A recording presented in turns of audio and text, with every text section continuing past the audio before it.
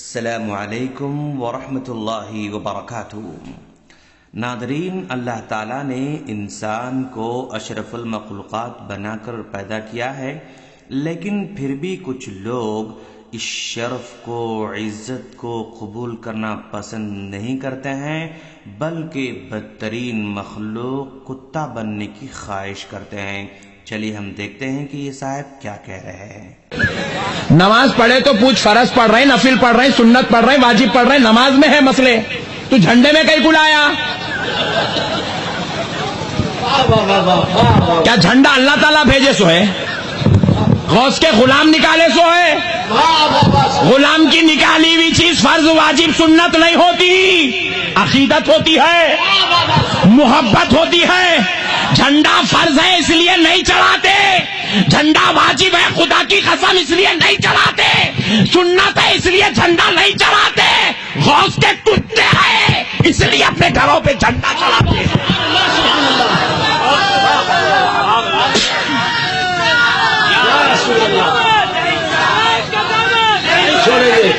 نہیں چھوڑیں گے، غوث اعظم سے محبت ہے اس لیے جھنڈا چڑھاتے ہیں۔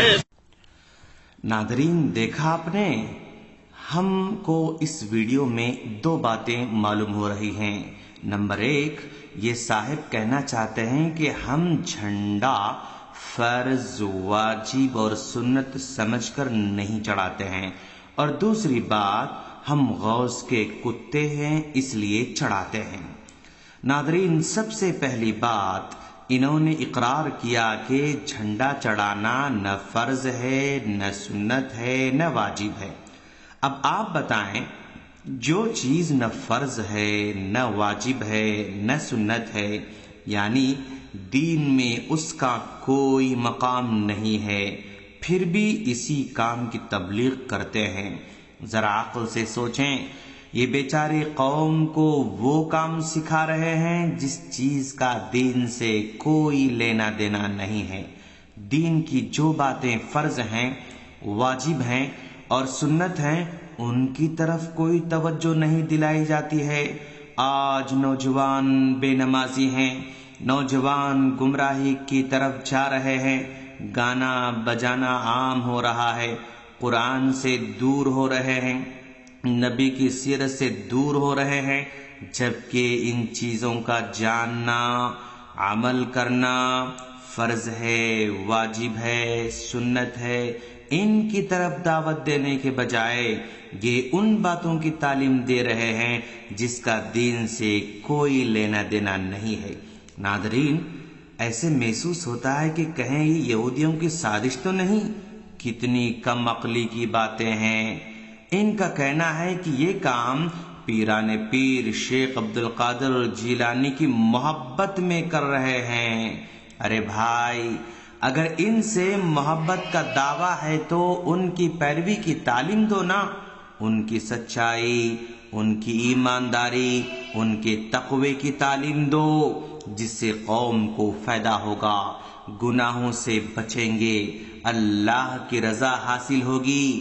اس کے بجائے آپ نے قوم کو اس کام پر لگا دیا جس کا حکم نہ اللہ نے دیا، نہ نبی نے دیا، نہ خود پیران پیر نے دیا، بلکہ قوم کا کروڑہا مال جھنڈوں میں ضائع کر دیا، جبکہ یہ نہ فرض ہے، نہ سنت ہے، نہ واجب ہے۔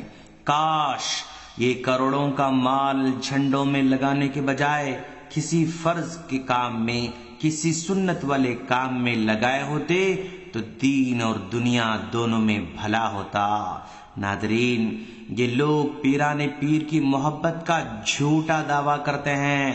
اگر یہ سچے ہوتے نا تو شیخ جیلانی کی تعلیم کو عام کرتے، شیخ جیلانی کی سچائی کو اپناتے، لیکن یہ بیچارے قدم قدم پر جھوٹ بولتے ہیں، قدم قدم پر جھوٹے واقعات بناتے ہیں، جھوٹی کہانیاں سناتے ہیں۔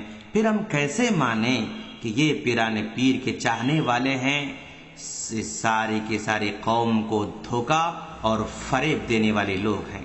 دوسری بات، پتہ نہیں ان بیچاروں کو کتا بننے کی خواہش اس قدر زیادہ کیوں ہوتی ہے؟ ان کا کتوں سے اتنا گہرا تعلق کیوں ہے، جبکہ اللہ تعالیٰ نے انسان بنا کر بڑا احسان کیا ہے، اپنی ساری مخلوقات پر اعلیٰ مقام عطا کیا ہے، لیکن پھر بھی اپنے آپ کو کتوں میں شمار کرتے ہیں، جبکہ کتا ناپاک جانور ہے۔ اللہ تبارک و تعالیٰ نے سورہ اعراف آیت نمبر 175 سے لے کر 177 میں قرآن مجید کو جھٹلانے والے اور کفر کرنے والوں کی مثال کتے سے بیان کی ہے، یعنی وہ کفر کرنے والے کتوں کی طرح ہیں۔ اسی طرح بخاری کی روایت ہے، رسول اللہ صلی اللہ علیہ وسلم نے فرمایا، جو آدمی کسی کو تحفہ دے کر واپس لیتا ہے نا تو وہ اس کتے کی طرح ہے جو قے کر کے پھر چاٹتا ہے۔ دیکھا آپ نے، نبی نے کتے کی کتنی بری مثال بیان کی ہے، لیکن ان بیچاروں کو پھر بھی کتا بننے کی خواہش ہے۔ کتا ناپاک جانور ہے۔ رسول اللہ صلی اللہ علیہ وسلم نے فرمایا، جب کتا برتن میں منہ ڈالے تو اسے 7 مرتبہ دھونا ہوگا۔ یہ بخاری مسلم کی روایت ہے۔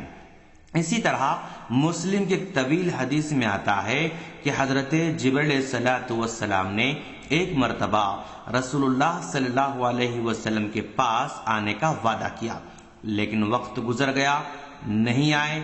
نبی پریشان ہو گئے، ادھر دیکھا ادھر دیکھا، کچھ نظر نہیں آیا، اور کمرے میں کتے کا بچہ نظر آیا، اس کو نکال کر باہر کر دیا۔ اور جب حضرت جبرائیل علیہ السلام تشریف لائے تو پوچھا کہ آپ وقت پر نہیں آئے، تو حضرت جبرائیل علیہ السلام نے کہا، یہ کتا جو آپ کے کمرے میں تھا، اس کی وجہ سے ہم گھر میں داخل نہیں ہو سکتے، اسی نے مجھے روک رکھا تھا۔ اور پھر کہا، جس گھر میں کتا ہو، جس گھر میں تصویر ہو، ہم وہاں داخل نہیں ہوتے ہیں۔ یہ مسلم کی روایت ہے۔ بھائیو، دیکھا آپ نے، جہاں یہ کتا ہوتا ہے نا، وہاں رحمت کے فرشتے بھی داخل نہیں ہوتے ہیں۔ جس برتن میں یہ کتا منہ ڈالے نا، وہ برتن 7 مرتبہ دھونا پڑتا ہے، لیکن پھر بھی یہ قوم کو کتے بننے کی تعلیم دے رہے ہیں۔ یہ لوگ قوم کو یہود و نصارہ سے بھی آگے لینا چاہتے ہیں۔ کیوں؟ یہود و نصارہ نے کتوں کو پالا، کتوں سے صرف محبت کی، لیکن اپنے آپ کو کتا نہیں کہا، لیکن یہ بیچارے یہود و نصارہ سے بھی آگے بڑھتے ہوئے اپنے آپ کو کتا بننا چاہتے ہیں۔ جب ہم انہیں کتا بننے سے منع کرتے ہیں تو یہ لوگ اصحاب کہف کے کتے کی مثال بیان کرتے ہیں کہ دیکھو، ان نوجوانوں کے ساتھ کتا تھا، وہ کتا اتنا مقدس ہوا کہ اللہ نے قرآن میں ذکر کیا۔ کاش یہ لوگ اس واقعے میں کتے کی مثال لینے کے بجائے ان نوجوانوں کی مثال لیے ہوتے تو کتنا اچھا ہوتا۔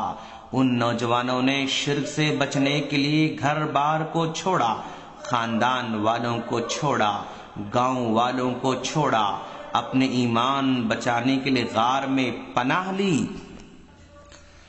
یہ اصحاب کہف وہ نوجوان تھے جو شرک سے بچنے کے لیے سب کچھ قربان کیا تھا، لیکن بدقسمتی سے آج اسی شرک میں نوجوانوں کو ملوث کیا جا رہا ہے۔ ان کی عقلوں کو کیا ہوا ہوگا؟ اصحاب کہف کے جنتی نوجوانوں کو بھلا دیا اور نجس کتے کو پکڑ لیا۔ کیا قرآن میں ذکر ہونے سے کتا مقدس ہو جائے گا؟ ارے قرآن میں تو فرعون کا بھی ذکر ہے، حامان کا بھی ہے، ابو لہب کا بھی ہے، ابلیس کا، شیطان کا، خنزیر کا بھی ذکر ہے۔ کیا یہ بھی مقدس ہو جائیں گے؟ نہیں دوستو، یہ سراسر گمراہی ہے۔ یہ اپنے آپ کو کتا بننے کی خواہش ظاہر کرنا عاجزی و انکساری بھی نہیں ہے، کیونکہ عاجزی میں حرام اور نجس جانور بننے کی خواہش کرنا جائز نہیں ہے۔ دوستو، محبت میں کتا نہ بنے بلکہ پیروکار بنے۔ کتا بن کر نجس اور ناپاک بننے کے بجائے ان کی تعلیمات کی پیروی کر کے پاک اور باعزت بنے۔ ہم اللہ سے دعا کرتے ہیں کہ باری تعالیٰ تو ان لوگوں کو ہدایت نصیب فرما، آمین۔ السلام علیکم ورحمۃ اللہ وبرکاتہ۔